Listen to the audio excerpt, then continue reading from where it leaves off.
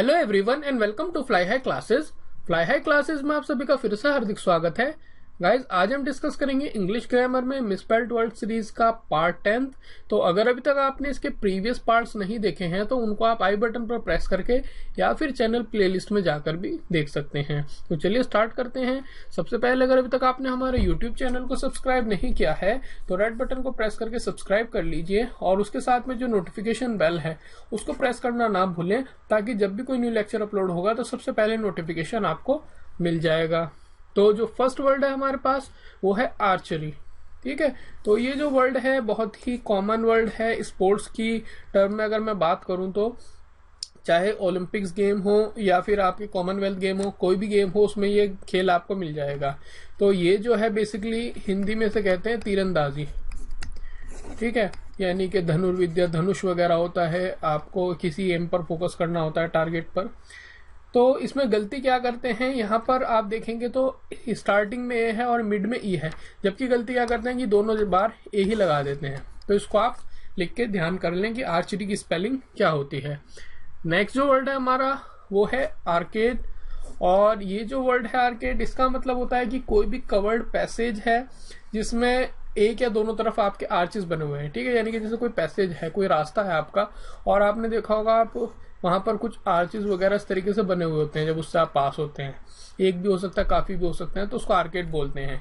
या फिर अगर मैं आपको इसकी मतलब सिनोनिम्स की बात करूं, गैलरी आप समझ लें, तो उसको हम बोलते हैं आर्केड। गलती क्या करते हैं इसमें आप देखेंगे स्टार्टिंग में है और लास्ट में ई है। मतलब स्टार्टिंग में यहाँ पर भी ए है, फिर मिड में भी ए है और लास्ट में ई है। लेकिन गलती क्या करते हैं इसमें कि आर्केड की स्पेलिंग CAID लिख देते हैं। ठीक है, तो इसको आपको ध्यान में रखना है।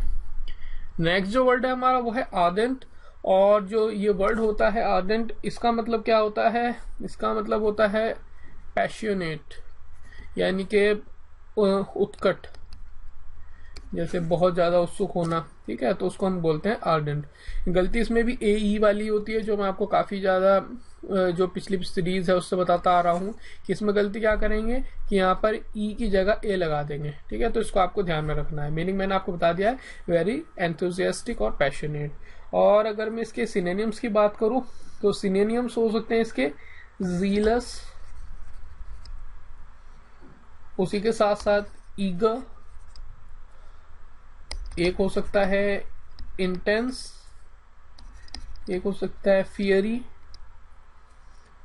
या फिर इमोशनल भी हो सकता है इसका एक, और उसी के साथ साथ एक हो सकता है इसका एविड। ठीक है, तो इनको भी आप नोट कर लें। आई होप कि आपको क्लियर हुआ होगा। उसके बाद जो नेक्स्ट वर्ड है वो है आर्डर। और ये भी जो लास्ट वर्ड हमने पढ़ा है उसी से मिलता जुलता है। ठीक है, इसका मतलब होता है हिंदी में ललक, यानी कि उत्सुकता ही कह लें आप इसको। आर्डर, तो इसमें गलती क्या करते हैं हम, आपने देखे हैं यहाँ पर कि बीच में OR आता है, जबकि यहाँ पर ER लिख देते हैं। ठीक है, गलत हो जाएगा वर्ड आपका। तो आर्डर को आपको ध्यान रखना। ये बेसिकली नाउन है आपकी, नाउन, और ये सब के कॉन्सेप्ट हम स्टार्ट करने वाले हैं, तो उसमें आपको ये ढंग से क्लियर हो जाएंगे। तो इसके सिनोनिम्स की मैं बात करूं तो क्या हो सकते हैं, एक जेस्ट हो सकता है, उसी के साथ साथ गस्टो, ये मैं आपको पहले भी बताया था, मैं पिछले कुछ वर्ड्स आए थे उनके आपको मैंने सिनोनिम्स बताए थे। एक हो सकता है ईगरनेस, ठीक है, उसी के साथ साथ इंटेंसिटी, ये सभी इसके सिनोनिम्स हो सकते हैं। उसके बाद जो नेक्स्ट वर्ड है हमारा वो है आर्डर्स। और ये जो वर्ड है इसको आप लिख के जरूर प्रैक्टिस कर लें, क्योंकि इसमें आप मोस्टली स्टूडेंट यू की मिस्टेक जरूर करते हैं। यानी कि जैसे आप यहाँ पर देखें गलती क्या करते हैं कि अगर सही स्पेलिंग क्या है इसकी ARDUOUS। ठीक है, लेकिन यहाँ पर एक यू को आप स्किप कर सकते हैं, इसीलिए इसकी स्पेलिंग को आप लिख के जरूर एक बार ट्राई करें, तो आपको ये वर्ड क्लियर हो जाएगा। और आर्डर्स का मतलब होता है आपका कठिन, ठीक है, मुश्किल जिसे कहते हैं, जैसे डिफिकल्ट और टायरिंग, उसको हम कहते हैं आर्डर्स। तो इसके अगर सिनोनिम्स की बात करूं मैं तो वो क्या हो सकते हैं, बर्डनसम, उसी के साथ साथ एक हो सकता है विगोरस, स्टिफ, इसको भी ध्यान कर लें आप वर्ड को, ये आपको जाना पहचाना लग रहा होगा। उसी के साथ साथ एक हो सकता है अपहिल, कठिन। उसी के साथ साथ एक हो सकता है रेलेंटलेस। ठीक है, तो ये सभी इसके सिनोनिम्स हैं, इनको भी आप ध्यान में रखें। नेक्स्ट जो वर्ड है हमारा वो है एक्विंट, और एक्विंट वर्ड से आप सभी परिचित होंगे क्योंकि इसका मीनिंग भी परिचित ही होता है। ठीक है, तो इसीलिए इस वर्ड को भी आप ध्यान में रखें। मिस्टेक क्या होती है इसमें, अगर एक्वेंट की स्पेलिंग में यहाँ पर आप देखेंगे तो इसमें सी स्किप कर देते हैं मोस्टली जब लिखते हैं। सही स्पेलिंग है इसकी ACQUAINT। ठीक है, तो इसमें ध्यान रखना है सी का भी और क्यू का भी, क्योंकि कई बार क्या होता है क्यू भी आपको साउंड करता है कि सी की जरूरत आपको महसूस नहीं होती है, लेकिन ध्यान रखना है ACQ आएगा। ठीक है, और इसका मतलब मैंने आपको बता दिया, परिचित या मेक समवन अवेयर ऑफ या फिर फेमिलियर विद, उसी को कहते हैं हम परिचित। तो इसके सिनोनिम्स की बात करूं तो क्या हो सकता है वो, फेमिलियराइज। ठीक है, तो इसको भी आप ध्यान रखें। उसके बाद जो नेक्स्ट वर्ड है वो है एक्वेरियम, और ये वर्ड जो है इसका बारे में आप सभी को पता है, यानी कि हिंदी में इसे कहते हैं मछली घर। ठीक है, कोई भी एक आपका ट्रांसपेरेंट टैंक होता है जिसमें कुछ मछलियां होती हैं या कुछ और भी वाटर क्रिएचर्स वगैरह हो सकती हैं, कुछ छोटे छोटे प्लांट्स भी होते हैं, उसे हम बोलते हैं एक्वेरियम। तो नाम तो सभी को पता है, लेकिन जब बात आती है स्पेलिंग की तो कई लोग गलती कर देते हैं। कुछ इस तरीके से भी लिख सकते हैं, कुछ लोग जैसे मैंने आपको बताया है इस तरीके से भी लिख सकते हैं, मतलब बहुत तरीके से गलती हो सकती है, लेकिन हमें फोकस करना है सही स्पेलिंग पर। और सही जो है स्पेलिंग वो है AQU, एक्यू से ध्यान रखना है, उसके बाद ARIUM। ठीक है, तो इससे आपको ध्यान हो जाएगी एक बार आप अगर इसको लिख के प्रयास करेंगे तो। नेक्स्ट जो वर्ड है वो है एरियल, और एरियल की आप ये वाली स्पेलिंग देखें और ये वाली स्पेलिंग देखें तो देखने में कोई बहुत ज्यादा आपको अंतर नजर नहीं आएगा, लेकिन जब स्पेलिंग की बात होती है तो यहाँ पर देखेंगे आप ए के बाद ई आएगा एरियल में, और यहाँ पर आपका मिसिंग है तो ये गलत होगी। एरियल का मतलब होता है हवाई।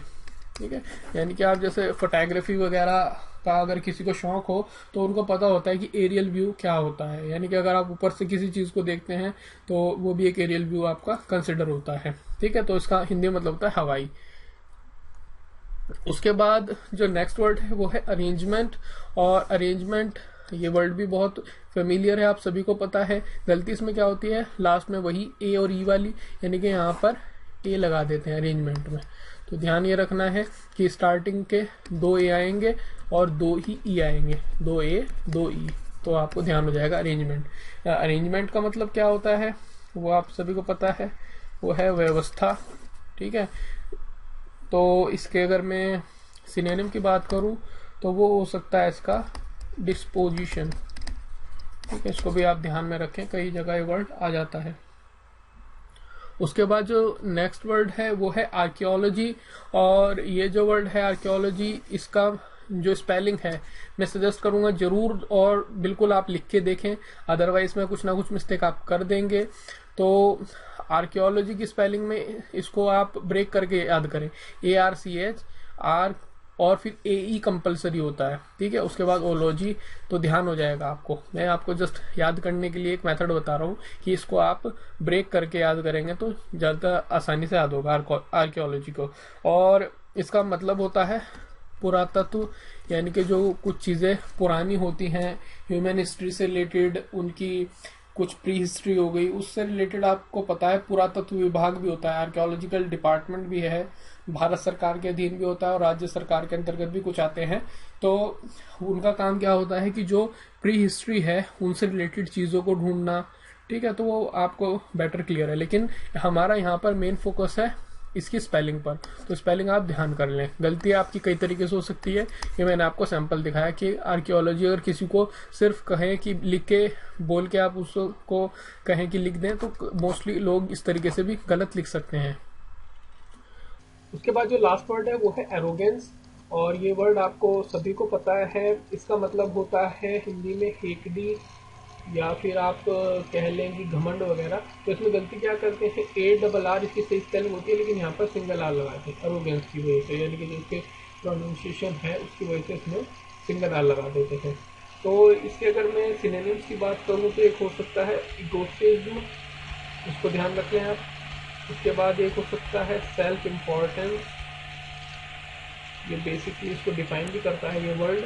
उसके बाद एक हो सकता है कॉन्फ्यूज, ठीक है, तो इनको भी आप ध्यान में रखें, ये इंपॉर्टेंट वर्ड्स में आ ही जाते हैं किसी न किसी एग्जाम में।